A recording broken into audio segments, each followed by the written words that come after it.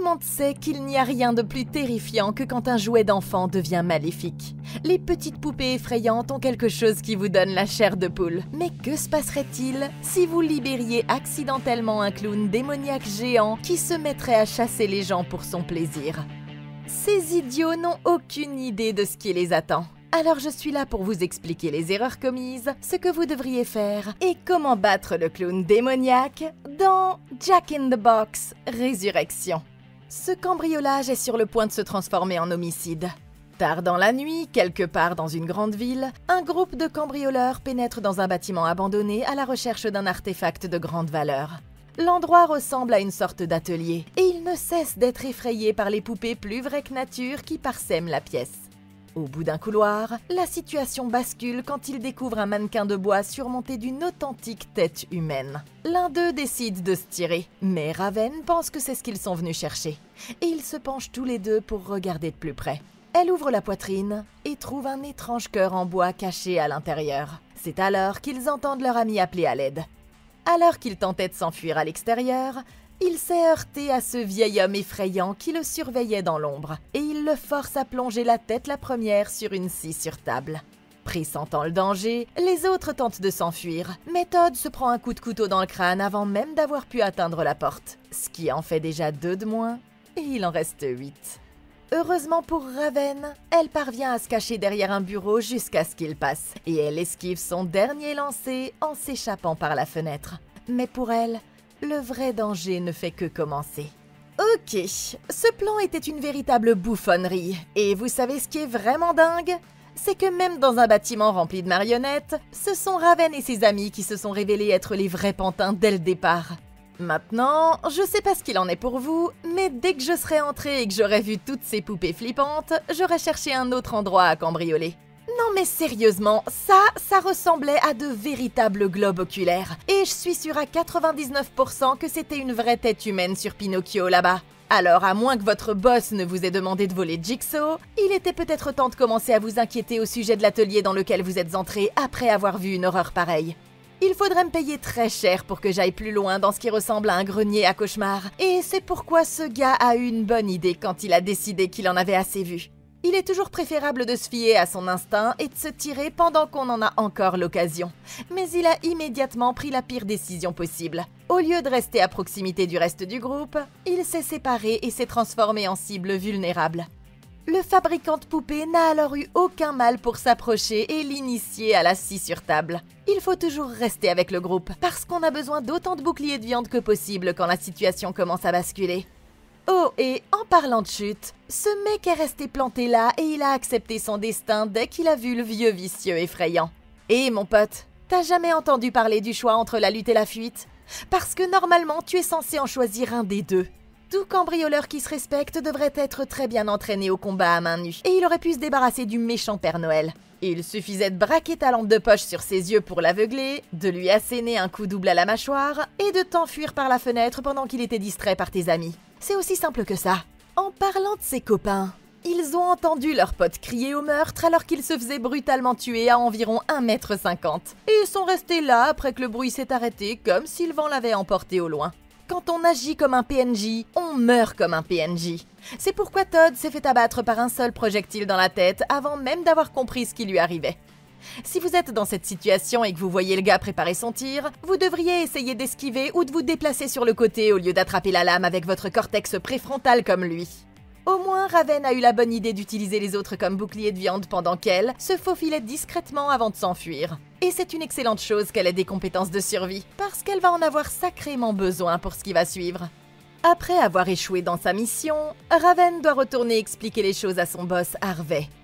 Mais ce salaud n'est pas prêt à y aller mollo avec elle, même si elle a fait tout ce qu'elle a pu. Furieux contre elle parce qu'elle n'a pas réussi à faire le boulot, il prend son téléphone et appelle ses associés qui commencent aussitôt à frapper un mystérieux prisonnier, ce qui met Raven ici très en colère, et elle les supplie d'arrêter. Elle demande à son boss une autre chance de rembourser leurs dettes, et elle semble désespérée au point de faire n'importe quoi. Après l'avoir laissé transpirer pendant 1 minute, il finit par dire à son homme de main d'arrêter. Mais cette fois, il a un projet encore plus dangereux en tête. Au lieu du cœur, Il veut qu'elle retrouve un objet légendaire qui contiendrait un très ancien et très puissant démon appelé le Yakistemara. Il fouille dans son bureau et sort le journal de l'homme qui l'a capturé, expliquant que le démon est piégé dans une boîte magique. Il a retrouvé la trace de l'objet au manoir Rosewood, un pensionnat de jeunes filles où un massacre brutal a eu lieu il y a quelques années. L'ancien propriétaire lui avait confié qu'il trouverait la boîte dans une pièce secrète quelque part dans la propriété. Mais il a eu beau chercher, il n'a jamais pu la trouver. À présent, il veut que Raven se fasse passer pour une étudiante et trouve la boîte pour rembourser ses dettes. Et il l'avertit de ne surtout pas l'ouvrir, quoi qu'il se passe. Quand elle arrive enfin à l'école, son premier arrêt se fait dans le bureau de la directrice, la principale Inch. Celle-ci lui remet immédiatement un uniforme en lui précisant qu'elle devra désormais respecter le code vestimentaire. Elle demande même à Raven de lui remettre son téléphone. Et quand la jeune fille fait remarquer qu'elle préférerait être en prison, la femme lui explique que cet endroit est en fait bien pire. Cette école ne se contente pas d'éduquer, elle veille à ce que les élèves évitent les problèmes. Et si elle veut quitter la propriété, elle devra d'abord obtenir l'autorisation de la principale. Après avoir pris ses affaires, elle va se changer et fait la connaissance des autres filles pour la première fois. Mais elle ne lui réserve pas un accueil des plus chaleureux. Personne ne se retourne pour la regarder quand elle entre dans la pièce, à l'exception de Kara, une intello, qui se lève et se présente la première. Olivia commence immédiatement à se moquer de son nom, mais Kara lui dit de l'ignorer et lui présente toutes les autres personnes présentes dans la salle. La plupart de ces filles sont là depuis un certain temps, et Olivia dit que c'est parce que leur famille se porte mieux sans elle. Il y a une dernière personne qui ne cadre pas du tout avec toutes les autres. C'est Dean, le petit ami d'Olivia. Au même moment, il voit un reportage sur un épais brouillard rouge inhabituel qui s'apprête à recouvrir toute la région pendant quelques jours et qui rendra les déplacements presque impossibles. Ce soir-là, Raven consulte le journal pour la première fois et elle apprend quelques détails intéressants sur le fonctionnement de l'objet. Si quelqu'un ouvre le seau, cette personne se verra accorder un vœu et sera protégée pendant que le démon remplira sa part du contrat, en réclamant les âmes de 6 victimes avant de retourner dans la boîte. La jeune fille se dit en riant que tout ça n'est que pure fiction, mais elle ne tardera pas à se rendre compte de l'horrible vérité. Ok, on dirait que Raven vient de s'embarquer dans une quête traditionnelle, parce que pendant qu'elle est occupée à jouer à la Nancy Drew gothique, elle a manqué l'occasion la plus évidente de résoudre tous ses problèmes d'une manière beaucoup plus simple. Revenons au bureau d'Harvey et analysons la situation. Elle est dans une pièce fermée à clé, où il n'y a qu'elle, le type qui a kidnappé son père, et un putain de flingue sur la table. Alors, je suis désolée, mais quand vous risquez déjà votre vie en vous battant contre des démons et d'autres monstres pour sauver votre cher papa, pourquoi ne pas vous précipiter sur le type qui est en fait la source de tous vos problèmes? Elle savait exactement ce qu'il allait faire dès qu'il a sorti son téléphone. Alors pourquoi le laisser passer cet appel? Il suffisait d'attraper le flingue, de forcer Harvey à laisser partir son père, de vider ses comptes en banque, de fuir le pays et de vivre heureux pour toujours. Bien entendu, c'est assez risqué. Mais c'est bien plus facile que de courir après des joujoux démoniaques assoiffés d'âmes innocentes, vous ne croyez pas? Et parfois, la meilleure solution est celle qui est sous vos yeux. Maintenant, puisqu'elle a accepté le marché, il semble que Raven doive trouver cette boîte avant que son père ne se retrouve entre 4 planches. La meilleure façon pour elle de démarrer est de lire attentivement chaque page de ce journal et de chercher des codes ou des messages cachés qui pourraient lui indiquer où chercher. La boîte semble être liée à ce massacre mystérieux qui a eu lieu à l'école il y a de nombreuses années. Alors j'essaierai de faire des recherches sur cet événement et sur l'histoire du bâtiment, et de voir si je peux trouver des pistes potentielles. Une des meilleures choses à faire serait de disposer d'une carte ou d'un plan de la propriété pour l'aider à trouver les sections inutilisées ou cachées. Il y a quelques endroits où elle pourrait en trouver une. Et j'essaierai de vérifier le bureau de la directrice, la bibliothèque ou n'importe quelle salle d'archives où il garde des documents sur l'école. Pour éviter d'attirer inutilement l'attention, Raven devrait faire de son mieux pour se fondre dans la masse des autres filles de l'école, et elle pourrait même l'aider à trouver ce qu'elle cherche. Son premier réflexe pourrait être de rester avec Kara, parce qu'elle est manifestement amicale et serviable. Et c'est vrai, mais il y a aussi un autre aspect que Raven pourrait prendre en compte. Au lieu de s'allier avec la gentille Kara, j'essaierai de me lier d'amitié avec les pestes de service comme Olivia et Erin. Elles connaissent tous les endroits discrets où elles peuvent enfreindre les règles sans se faire prendre par la directrice. Et quand on y réfléchit bien, ces parties moins fréquentées de la propriété sont exactement celles où on voudrait chercher un trésor caché. Et si Raven trouve la boîte, elle devrait l'ouvrir et souhaiter la libération de son papa. Parce qu'après tout, Harvey lui a justement déconseillé de le faire parce qu'il sait qu'elle aura une idée raisonnable. Plus tard dans la nuit, après que tout le monde soit allé se coucher, Raven fait discrètement le tour du bâtiment, vérifiant les murs à l'aide d'un scanner. Elle ne trouve rien au début, mais quand elle se retourne, un clown démoniaque géant s'avance tout à coup et lui tranche la gorge avec ses griffes. Avant qu'elle ne se réveille dans son propre lit et réalise que tout ça n'était qu'un rêve. Et quand elle regarde le journal, elle s'aperçoit qu'il y a de nouvelles informations écrites avec du sang. Il s'agit d'un message d'une mystérieuse fille nommée Olga Marsdale, qui dit que la clé se trouve entre les pages de la couverture. Raven sort son scanner et vérifie le livre. Et bien sûr, elle trouve une vieille clé cachée à même la couverture. Mais il lui reste maintenant à trouver ce qu'elle permet d'ouvrir. Le lendemain matin, à la première heure, Raven commence à consulter les cartes des environs de l'école.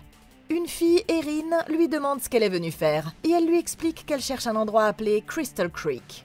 Avant de partir, son père lui a dit de chercher cet endroit une fois arrivée à l'école, mais Erin lui répond qu'elle n'en a jamais entendu parler, et elle n'en trouve aucune trace sur la carte. Frustrée, Raven retourne dans sa chambre et s'allonge sur son lit, essayant de déterminer où chercher ensuite. Et quand elle ouvre sa table de nuit, elle est choquée de découvrir que le journal n'est plus là. Elle regarde rapidement aux alentours et le trouve sur un bureau à l'autre bout de la pièce. Et il est ouvert à la page où le démon exauce un vœu. Il semble que quelqu'un d'autre soit au courant de son sombre secret, mais elle n'a aucune idée de qui il peut s'agir. Plus tard dans la nuit, Raven recommence à se glisser dans la propriété avec le scanner, essayant de trouver la moindre trace de la boîte, jusqu'à ce qu'un bruit au bout du couloir attire son attention. Le bruit la conduit à une vieille bibliothèque, et dans la pièce suivante, elle trouve une porte cachée dans le mur. Elle crochette la serrure et pénètre à l'intérieur, sans se douter que quelqu'un d'autre surveille déjà ses moindres faits et gestes. À l'intérieur, elle trouve un grand livre sur l'étagère dont le titre est Crystal Creek. C'est sûrement ce que son père voulait qu'elle trouve. Et derrière, il y a une fente pour sa clé. Mais rien ne pouvait la préparer à ce qui va se passer ensuite. Le passage la conduit dans une partie abandonnée du bâtiment qui n'a pas vu la lumière du jour depuis des années, avec de la moisissure et des empreintes de mains ensanglantées qui recouvrent les murs. Dans une des pièces, elle découvre enfin la grande boîte en bois, maintenue par de lourdes chaînes en fer, avec le mot Jack inscrit sur le couvercle. Raven crochette le cadenas et le maintient fermé. Mais c'est alors qu'elle entend la directrice l'appeler par son nom. Paniquée, elle sort en courant et essaie de refermer la porte secrète. Mais celle-ci est coincée maintenant. Pendant qu'elle est distraite, quelqu'un d'autre arrive et commence à rembobiner la boîte, libérant le clown à l'apparence démoniaque qui vit à l'intérieur. Elle n'a d'autre choix que de se cacher derrière le bureau alors que la directrice Inch entre dans la pièce, guettant le bon moment pour se glisser à côté d'elle et partir. La directrice remarque la porte et se dirige vers elle, sans se douter qu'elle va droit vers un piège mortel. Elle aperçoit la personne qui a ouvert la boîte, mais elle disparaît comme le clown avant qu'elle ne puisse les arrêter. Confuse, elle s'approche nerveusement de l'objet, quand tout à coup, le couvercle se referme violemment et lui tranche tous les doigts. La femme tombe à la renverse meurtrie, et un énorme clown démoniaque sort de la boîte. Il la soulève dans les airs et lui écrase le crâne d'une main sans effort, sous le regard d'une personne en sweat à capuche noire qui observe la scène depuis la pénombre, avant de ramener le corps entier de la femme à l'intérieur de la boîte. Le compteur d'âmes passe à 1. Ça fait donc 3 morts en tout, et il en reste 7. Attendant que la voie soit libre, Raven retourne dans la pièce et elle constate que la boîte a disparu et qu'il ne reste de la directrice que ses doigts éparpillés sur le sol.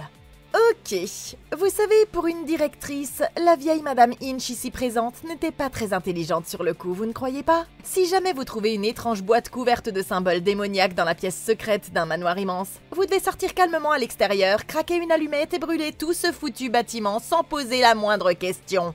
Il ne faut jamais entrer pour aller regarder de plus près, sinon on finit par être entraîné dans les profondeurs de l'enfer. Et j'ai un peu l'impression que ça devrait être connu de tous depuis le temps. La directrice de l'école aurait eu tout le temps de prendre ses jambes à son cou en voyant le démon sortir tranquillement de la boîte. J'imagine que c'est pour ça qu'elle ne coache pas l'équipe d'athlétisme. Cette mort mérite que je lève mes pouces, mais seulement parce que c'est tout ce qui reste d'elle. Raven se retrouve maintenant dans une situation délicate. Mais ce ne serait jamais arrivé si elle n'avait pas laissé ce fichu carnet sans surveillance. Parce qu'honnêtement, tu laisserais vraiment le Necronomicon à la portée de n'importe quel abruti? Je ne sais pas pourquoi elle a ouvert cette satanée boîte alors qu'elle n'avait pas l'intention de l'ouvrir au départ. Mais maintenant qu'elle l'a fait, il semble qu'elle ait un gros problème sur les bras et qu'elle doit faire très attention à ce qu'elle fera ensuite. Pour le moment, les seuls à savoir pour la boîte sont elle et la personne qui l'a ouverte. Au lieu de confronter qui que ce soit, elle doit continuer à jouer les idiotes et à faire comme si elle n'avait aucune idée de ce qui se passe, comme tout le monde. Ça l'aidera à se fondre dans la masse. Et si elle les observe tous attentivement, elle pourra peut-être découvrir qui d'autre connaît la vérité. Maintenant, d'après ce que nous savons sur le démon, il y a en fait une solution assez simple qui permettrait quand même à Raven d'obtenir ce qu'elle veut. Le démon a besoin de 6 âmes avant de retourner dans la boîte, et la principale Inch a été la première, ce qui veut dire qu'il en faut encore 5. Et on peut compter Dean. Ils sont encore 7 à l'école, moins Raven et la personne qui a ouvert la boîte. Ça fait pile assez d'âmes pour que le démon obtienne ce qu'il veut. La personne qui a ouvert la boîte se fiche bien de savoir qui il va tuer. Elle veut juste exaucer son vœu. Donc même sans savoir de qui il s'agit, Raven pourrait collaborer avec cette personne pour en finir le plus vite possible. C'est pas la solution idéale, mais il faut parfois s'adapter à la situation. Et tant que Raven réussit à survivre, elle pourra toujours sauver son père. Au matin, Raven débarque en exigeant de savoir qui diable a volé la boîte. Mais aucune des filles ne semble savoir de quoi elle parle. Elle s'en prend d'abord à Olivia, mais comme elle n'arrive pas à faire avouer qui que ce soit, elle commence à se méfier de tout le monde dans la pièce, même de son innocente amie Kara. Elle est convaincue que quelqu'un veut s'approprier le pouvoir de l'objet pour lui-même, et quand elle comprend qu'elle n'arrivera pas à trouver qui l'a pris, elle sort de la pièce en trombe, prête à prendre les choses en main. Furieuse, elle monte dans la chambre d'Olivia et commence à fouiller dans ses affaires, mais il semble que la jeune fille soit innocente sur ce coup-là. À ce moment-là, Kara arrive et propose son aide, et Raven finit par lui avouer que quelque chose qu'elle a trouvé la nuit dernière l'a fait flipper. Mais quand la jeune fille lui demande plus d'informations, elle refuse d'en dire davantage, ne sachant toujours pas à qui elle peut vraiment faire confiance. Elle retourne dans le bureau de la directrice et ouvre le tiroir de la femme pour récupérer son téléphone. Mais elle réussit à casser son outil de crochetage dans le processus. Quand elle regarde son portable, elle voit une photo de son père, ce qui lui rappelle ce pourquoi elle se bat. Et elle réalise qu'elle ne peut pas encore abandonner. Dans un flashback, la jeune fille se souvient avoir trouvé son père dans une ruelle après qu'il se soit fait agresser par les sbires d'Harvey. Et elle craint qu'il ne lui reste plus beaucoup de temps avant que les méchants ne finissent par le tuer. Saisissant l'occasion, cette fille Victoria ici se faufile seule pour se livrer à des activités que la principale n'approuverait probablement pas. Mais elle ne se doute pas qu'elle n'est pas vraiment seule. À ce moment-là, quelque chose passe à toute vitesse dans l'ombre, et la jeune fille s'arrête pour regarder de plus près. Persuadée qu'il s'agit d'une blague des autres filles, elle suit le bruit jusqu'à ce qu'il la conduise dans une autre zone abandonnée, où elle trouve la mystérieuse boîte posée au milieu de la pièce. Tout à coup, le couvercle s'ouvre tout seul, et le clown en bois effrayant en sort pour dire bonjour. Curieuse, Victoria s'approche, mais c'est alors que le visage de la figurine commence à s'ouvrir en plusieurs morceaux. Brusquement, une griffe démoniaque sort de l'intérieur, saisit Victoria par le visage et lui écrase brutalement le crâne, sans qu'aucun de ses amis ne puisse l'entendre crier. Ça fait 4 morts, et il en reste 6. Ok, quelqu'un aurait vraiment dû dire à Victoria que ses mauvaises habitudes allaient la tuer un jour. Quelle que soit la moyenne requise pour entrer dans cet établissement, elle ne doit pas être très élevée, parce qu'il faut être sacrément stupide pour aller enquêter sur des bruits bizarres dans le noir quand des gens ont littéralement disparu sans aucune explication. Et je suppose qu'il ne recrute pas d'athlètes non plus, parce que nous en sommes à notre 2e victime maintenant. Et sa stratégie d'évasion a aussi consisté à s'asseoir par terre et à hurler jusqu'à ce que la mort l'emporte. Je ne sais pas pourquoi je dois encore répéter ça, mais quand vous entrez dans une pièce et que vous trouvez une mystérieuse boîte démoniaque, ce que vous devriez faire, c'est vous tirer très vite dans l'autre direction. C'est soit ça, soit y mettre le feu avant qu'il ne soit trop tard. N'attendez pas que le petit clown démoniaque sorte, et ne restez pas assis là comme un lapin pris dans les phares alors qu'il commence à faire cette merde. Non mais putain, réveillez-vous maintenant! Quant à Raven, elle a fait une grosse erreur en confrontant immédiatement tout le monde à propos de la boîte. Parce que maintenant, dès qu'ils se rendront compte qu'ils sont tous en danger, ils la soupçonneront d'être impliquée dans l'affaire. Et ça va rendre sa mission de survivre à tout ça beaucoup plus difficile. Mais observez bien le schéma qui se dessine ici. Il y a un autre moyen de reprendre le contrôle de la situation. Chaque personne tuée par le démon réduit la liste des suspects potentiels. La personne qui a ouvert la boîte doit savoir que la créature ne peut pas lui faire de mal. Raven doit donc se méfier des gens qui disparaissent trop souvent du groupe sans se faire tuer, ou qui n'ont pas l'air de s'inquiéter de la menace parce qu'ils sont probablement à l'origine de la libération de ce monstre. Une fois le suspect identifié, elle pourra essayer de l'éliminer avant que le démon ne fasse une nouvelle victime. Avec un peu de chance, ça pourrait annuler le contrat et renvoyer le démon d'où il vient, puisqu'il n'aura pas eu l'occasion d'accomplir le souhait de son invocateur. Elle devra le faire elle-même, puisque le clown ne lui fera aucun mal. Mais pour moi, c'est tout à fait justifié, puisque celui ou celle qui a fait ça veut littéralement les sacrifier à un démon pour son profit personnel. À ce moment-là, Dean vient rendre visite aux filles et leur demande si elles ont vu la directrice. Il s'avère que c'est sa mère, ce qui explique pourquoi il est inscrit dans une école de filles. Mais elles n'ont pas la moindre idée de l'endroit où se trouve la femme. Ils sont tous convaincus qu'elle ne disparaîtrait pas sans une bonne raison. Mais ils commencent à s'inquiéter parce qu'il est très rare qu'elle quitte la propriété, surtout sans que personne ne le sache. Olivia et Dean se rendent dans sa chambre, et Olivia tente de le distraire en passant un petit moment en tête-à-tête. Mais il n'arrive pas à se mettre dans l'ambiance alors qu'il est toujours inquiet pour sa mère. Agacée, elle a une autre idée sur ce qu'il préoccupe vraiment, convaincue qu'il a plutôt le béguin pour la discrète Willow en secret. Son petit ami nie fermement ses allégations, et il affirme qu'elle est la seule qui compte pour lui. Mais aucun des deux ne se rend compte que Willow a suivi toute leur conversation en cachette depuis le début. La jeune fille descend les escaliers bouleversée, et elle remarque une porte ouverte qui mène au sous-sol. Elle jette un coup d'œil à l'intérieur et trouve la boîte au centre de la pièce, ainsi qu'une flaque de sang et le bracelet de Victoria qui gisent sur le sol. Tout à coup, le clown démoniaque apparaît juste derrière elle, et elle hurle quand il s'élance vers son cou. Quand elle entend le remue-ménage, Raven se précipite vers la source du bruit. Mais une fois arrivée sur place, le clown et la fille ont tous les deux disparu. Bizarrement, elle remarque que le nom sur la boîte a été changé en rose. Mais avant qu'elle ne puisse regarder de plus près, Willow surgit de nulle part en courant avec le démon à ses trousses. Et elles s'échappent toutes les deux à l'étage juste à temps. Horrifiée, la jeune fille s'effondre dès qu'elle franchisse la porte. Et Raven prévient les autres qu'il y a une sorte de créature démoniaque au sous-sol. À ce moment-là, il remarque le bracelet de Victoria dans sa main, et elle est contrainte de leur annoncer que leur amie a été tuée. La jeune fille essaie d'appeler à l'aide maintenant qu'elle a son téléphone, mais il semble qu'il n'y ait pas de réseau pour le moment. Elle voit bien qu'Erin pense à s'enfuir, mais elle la prévient qu'elle ne passera pas la porte en un seul morceau. Les autres filles demandent à Willow de leur expliquer ce qu'elle a vu, et elle fait de son mieux pour leur parler de la créature terrifiante qui est sortie de la boîte. En entendant ça, Olivia se souvient avoir vu le dessin dans le petit carnet effrayant de Raven, et elle l'interpelle immédiatement devant tout le monde. Les autres se retournent alors tout de suite contre elle, convaincus qu'elle a dû amener le démon avec elle, et ils exigent de savoir pour quelle raison elle est vraiment venue ici. Acculée, elle admet qu'ils ont vraiment affaire à un démon, mais elle jure qu'elle n'a jamais voulu que qui que ce soit blessé. Elle explique que le démon a besoin de 6 âmes, et qu'à ce stade, il en a déjà pris 2. Son travail consistait à voler la boîte, mais une autre personne l'a ouverte et a libéré le démon. Le problème, c'est que personne ne sait qui l'a fait, et Raven leur dit que celui ou celle qui a fait ça sera responsable de leur mort à tous. Nerveuse, les autres filles décident qu'elles devraient sortir de là, mais la directrice était la seule à avoir les clés de la propriété. Malgré tout, Erin refuse d'attendre plus longtemps, et elle est déterminée à s'échapper, même si les autres sont trop effrayés pour essayer.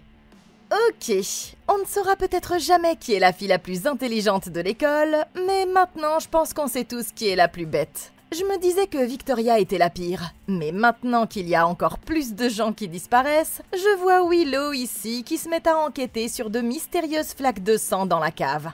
Je suis désolée, mais t'as envie de te faire tuer par des horreurs qui dépassent ton entendement ou quoi? Je vais te suggérer une idée. Quand tu trouves une flaque de sang sur le sol, cours et crie à l'aide avant de trouver qui a fait ça. Willow a de la chance d'avoir réussi à s'enfuir, ce qui nous ramène à notre liste de suspects. Jusqu'à présent, Willow est la seule à avoir rencontré le démon de près et à s'en être sortie. C'est terriblement suspect quand on sait qu'il ne peut pas faire de mal à celui ou celle qui a ouvert la boîte. Étant donné que sa mère est morte récemment, elle a toutes les raisons de vouloir faire ce vœu. Et comme les autres filles de l'école la maltraitent, on pourrait penser qu'elle serait prête à échanger leurs âmes. Il n'y a aucun moyen de le prouver pour l'instant, mais elle est mon suspect numéro 1 jusqu'à ce que nous trouvions plus de preuves. Maintenant, quant à ce que devrait faire Raven ensuite, elle est en train de rater une belle occasion. S'échapper est une bonne idée, mais ce qui est dangereux, c'est de se faire prendre tout seul à l'extérieur. Puisqu'Erin veut partir, elle se porte en quelque sorte volontaire pour être un bouclier de viande. Je ferai bien équipe avec elle, et je dirai aux autres filles que je leur enverrai de l'aide après. Mais en fait, c'est juste que j'espère qu'elles occuperont le démon pendant que moi, je trouverai un moyen de sortir d'ici. Et j'emmènerai Erin avec moi juste au cas où j'aurai besoin de la jeter sous le bus. Ils ont tous renoncé à essayer d'ouvrir la porte parce que la directrice était la seule à avoir la clé. Mais il y a de fortes chances qu'elle ne l'avait pas sur elle quand elle est morte. J'essaierai au moins de fouiller son bureau avant de tenter quoi que ce soit d'autre, parce que ça pourrait faciliter leur fuite.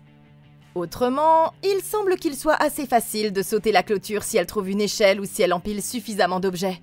Raven aura toujours besoin de la boîte, mais cette partie est relativement simple. Elle n'a qu'à laisser le démon finir son œuvre, puis sauter sur la personne qui en sortira vivante et s'emparer de la boîte. De cette façon, elle pourra quand même sauver son père. Arrivée à la guérite, Erin se précipite à l'intérieur et commence à tirer sur la poignée. Mais elle n'arrive pas à la faire bouger sans la clé de la directrice. Le portail ne s'ouvre pas, quelle que soit la force avec laquelle elle tire. Et c'est alors qu'elle entend un grognement démoniaque venant du coin, et qu'elle voit la créature s'approcher. Elle se réfugie sous une table, juste au moment où le clown commence à fouiller la pièce, avec quand même un morceau de verre à la main pour se défendre. Pendant une seconde, il semble qu'il ne va pas la trouver. Mais juste au moment où elle pense que c'est bon, le monstre enfonce son bras directement à travers la table, juste au-dessus de sa tête. Les autres filles l'entendent hurler, et Raven essaie de se précipiter à l'extérieur, mais elle l'arrête avant qu'elle ne puisse sortir. Dans la grange, le monstre assomme Erin et s'empare d'une faux sur le mur pour lui trancher la gorge avant qu'elle ne puisse se remettre sur ses pieds. Ça fait 5 morts, il en reste 5 et il lui reste 3 âmes à revendiquer. Après avoir fouillé toute la maison, Raven revient vers les autres filles avec quelques armes au cas où elles devraient se battre. Un bâton de hockey sur gazon peut s'avérer être un bon outil de destruction de clowns s'il est bien utilisé. Mais Raven, elle, s'en tient à son bon vieux couteau de combat. En le prenant à part, Olivia dit à son petit ami qu'elle veut mettre au point son propre plan. Elle estime que sauver les autres filles n'en vaut pas la peine alors qu'il pourrait simplement les utiliser comme bouclier pendant qu'il s'enfuit. Dean hésite un instant, mais il finit par craquer quand elle lui rappelle qu'ils sont censés être tous les deux contre le monde. De retour auprès des autres, Olivia suggère qu'il devrait plutôt essayer de détruire la boîte, mais Raven insiste sur le fait que ce n'est pas possible. Les autres filles sont trop inquiètes pour tenter quoi que ce soit qui pourrait énerver encore plus le démon, et elle les traite toutes de lâches pour être si effrayées. Dean prend la parole et dit qu'il veut se venger de sa mère, mais il y a fort à parier qu'il la reverra très bientôt. Tout le monde reste ensemble et retourne jusqu'à la porte du sous-sol, et Raven ouvre la voie à l'intérieur. Mais quand elle y arrive, la boîte a déjà changé de place une fois de plus. La jeune fille dit aux autres de la suivre, et ils fouillent ensemble tous les recoins de la maison, en passant par l'étage supérieur et même jusqu'au grenier. C'est alors qu'ils entendent la boîte commencer à tourner, et Olivia s'empare de la clé pour enfermer les autres à l'intérieur. Elle ordonne à Dean de courir au moment où les filles réalisent ce qui se passe, mais à ce moment-là, il est déjà trop tard. Willow se démène pour essayer d'ouvrir la porte, et Dean s'arrête en haut des escaliers. Il semble qu'Olivia avait raison au sujet de son crush secret, mais s'il ne vient pas avec elle, alors elle va le laisser tomber aussi. La jeune fille se retourne et descend les escaliers en courant, mais le clown lui bloque déjà la sortie, et elle crie quand il décide de s'en prendre d'abord à elle. Dean l'éloigne juste à temps, et ils courent dans un placard où ils peuvent tous les deux se réfugier, tout en regardant par la bouche d'aération pendant que le démon commence à fouiller la pièce. Au bout d'une minute, il se rend compte qu'il n'y a qu'un seul endroit où ils peuvent se trouver. Dean couvre la bouche de sa petite amie, et ils se terrent tous les deux quand ils entendent la créature marcher vers eux. Mais juste au moment où ils ont l'impression qu'ils sont foutus, on entend Jack quitter la pièce. Dean se relève pour vérifier s'ils sont vraiment sauvés, quand tout à coup, le monstre transperce la porte de ses griffes, le poignardant directement dans l'œil. Le démon ouvre la porte et le jeune homme tombe raide mort, mais sa griffe reste coincée dans le bois, ce qui permet à Olivia de se tirer encore une fois. Du coup, pour l'instant, ça fait 6 morts et il en reste 4. Ok, juste au moment où je pensais avoir tout vu, ces filles semblent littéralement perdre des neurones plus vite qu'elles ne perdent des amis. Habituellement, seule l'une d'entre vous se plante à ce point, mais cette fois, il y a bien trop de décisions stupides prises par tout le monde. Et Erin et Olivia, c'est pour ça que vous avez toutes les deux merdé. On va commencer par toi, Erin, puisque tes erreurs sont un peu moins graves.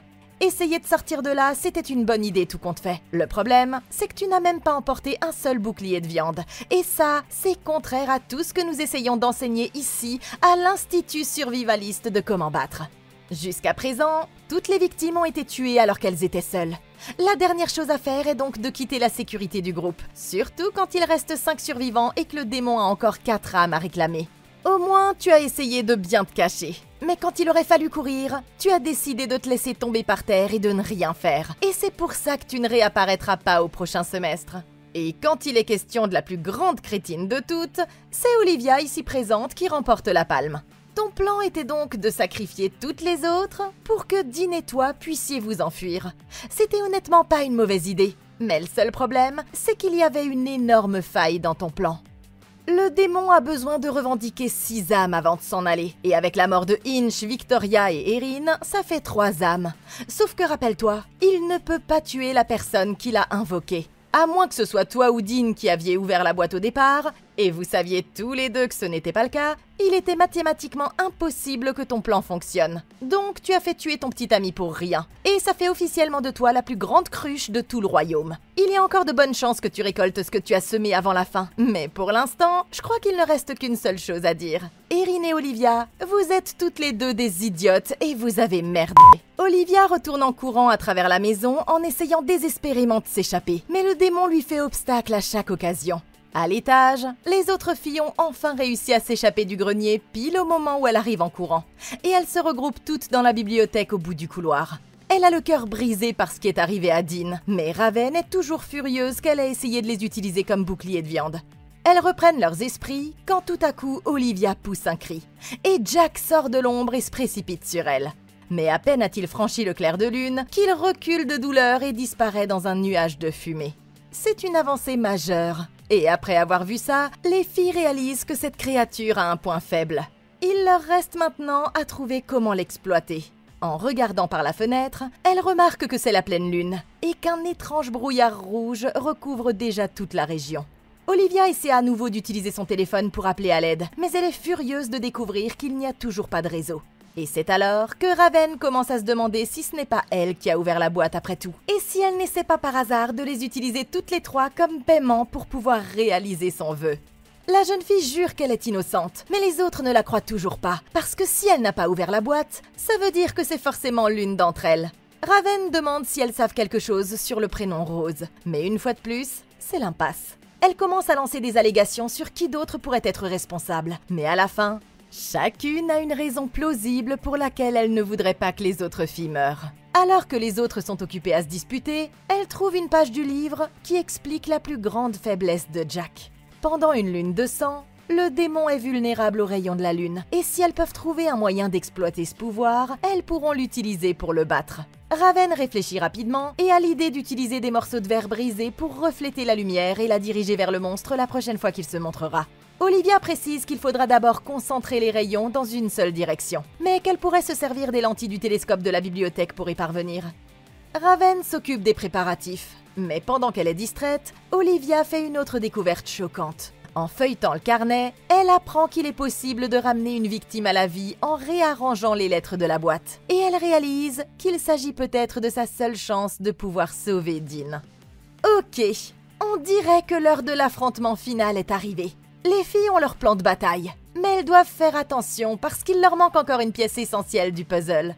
Le démon doit encore s'emparer de 2 âmes, et maintenant, elles ne sont plus que 4. À moins qu'il ne s'agisse de quelqu'un d'extérieur à l'école, ça veut dire que la personne qui a ouvert la boîte est dans la pièce avec elle en ce moment même, et qu'elle connaît maintenant leur plan principal. Pour ne rien arranger, Raven a encore laissé traîner le journal, et il semble maintenant qu'Olivia s'apprête à faire quelque chose d'encore plus stupide que ce qu'elle a déjà pu faire. Au lieu de se séparer, tout le monde aurait dû rester ensemble pendant qu'elles se préparaient à mettre leur piège en place. L'éclatement du groupe ne vous laisse pas seulement sans bouclier de viande, ça donne à la véritable tueuse une chance de saboter leur plan. Comme il ne reste que 2 âmes à prendre, je ferai en sorte d'être toujours en groupe d'au moins 3 personnes. Découvrir la faiblesse du démon est une avancée majeure, mais elles n'auront qu'une seule chance de l'utiliser efficacement. Ensuite, elles perdront l'effet de surprise, et le démon saura à quoi s'attendre. Grâce au décryptage de ses habitudes, nous savons que le démon s'en prend presque toujours à des victimes seules. Alors, nous devons en tirer parti en utilisant quelqu'un comme appât vivant. Elles ne peuvent pas demander de volontaire, parce que la personne qui l'a invoqué saboterait le plan. Il faut donc tirer à la courte paille et choisir une personne au hasard. Une fois le plan mis en place, elles pourront laisser cette personne seule dans une pièce en la faisant passer pour une cible facile. Et ensuite, quand le démon arrivera, il faudra le bombarder d'un maximum de rayons de lune en espérant que ça suffira à finir le boulot. Pendant que les autres sont occupés, la jeune fille cherche dans toute la maison jusqu'à ce qu'elle trouve la boîte dans une pièce vide et décide d'essayer de faire revenir son petit ami. Elle fait rouler les lettres et commence à tourner la poignée tout en répétant les mots magiques, jusqu'à ce que la figurine maléfique surgisse du couvercle. Et elle la regarde avec ses grands yeux globuleux. Tout à coup, la marionnette se tourne pour la regarder droit dans les yeux avant de redescendre dans la boîte. Une seconde plus tard, Olivia voit son vœu exaucé. Son petit ami mort-vivant sort du néant et ils se mettent à la poursuivre dans le couloir. La jeune fille se précipite vers les autres, qui réalisent rapidement que Dean est en fait le démon. Raven s'interpose entre eux et s'apprête à protéger les autres avec son couteau, quand la créature entre accidentellement dans un rayon de lune, et elle s'évapore dans un gros nuage de fumée. Pendant ce temps, à l'étage, Willow réussit à s'enfermer elle-même, et elle est obligée de fuir pour sauver sa vie quand le clown commence à s'en prendre à elle. Alors qu'elle tente de le frapper avec sa crosse de hockey sur gazon, le monstre lui rit au nez puis l'empale à travers la poitrine avec sa griffe. Ça fait 7 morts, et il en reste encore 3. Dans le couloir, les autres commencent tout juste à baisser leur garde quand Jack jaillit tout à coup de l'obscurité et frappe Kara au visage. Terrifiées, les filles se séparent tandis que la créature les poursuit, et Olivia finit par retourner dans le grenier. Elle se retrouve dans une impasse et réfléchit à ce qu'elle va bien pouvoir faire. Mais tout à coup, quelqu'un s'approche d'elle et lui assène un coup de bâton derrière la tête, lui faisant perdre connaissance sur le coup. À son réveil, la jeune fille se retrouve enchaînée de toutes parts, et c'est alors qu'elle découvre la véritable identité de son agresseur. C'est Erin qui a en fait survécu à sa rencontre avec le démon quand sa faux s'est plantée dans le mur, et elle est revenue juste pour donner une bonne leçon à ce connard. Après l'avoir traitée de piètre copine, elles entendent la boîte de Jack qui commence à être remontée. Et Erin la laisse pour morte alors que le démon émerge de la boîte. Mais son plan n'est pas aussi infaillible qu'elle le pense. Olivia appelle au secours, mais elle ne peut absolument rien faire quand le monstre traverse le grenier et commence à la découper brutalement avec ses griffes avant de lui trancher la gorge pour finir le travail. Ça fait 8 morts et il en reste 2. Mais c'est pas encore fini. Erin sort de sa cachette, pensant que tout est terminé. Mais quand elle regarde le couvercle de la boîte, elle s'aperçoit qu'il ne comptabilise que 5 âmes. Horrifiée, elle comprend que le démon n'en a pas encore fini avec eux. Et quand elle essaie de s'enfuir, elle ne parvient pas à retrouver son chemin jusqu'à la porte à temps. Prise au piège, la jeune fille saisit un bâton de bois et le plante dans la poitrine du démon qui s'élance vers elle. Le démon regarde vers le bas, mais il se contente de rire et ressort le pieu pour le planter dans l'œil d'Erin. Ce qui fait 9 morts et il reste une dernière personne à abattre. Il est déjà trop tard quand Raven arrive et le démon retourne dans la boîte après avoir prélevé sa 6e âme. Elle est alors distraite quand l'anneau sur le couvercle s'illumine en bleu. Et pendant qu'elle ne regarde pas, quelqu'un se faufile derrière elle et lui plante un couteau dans le dos.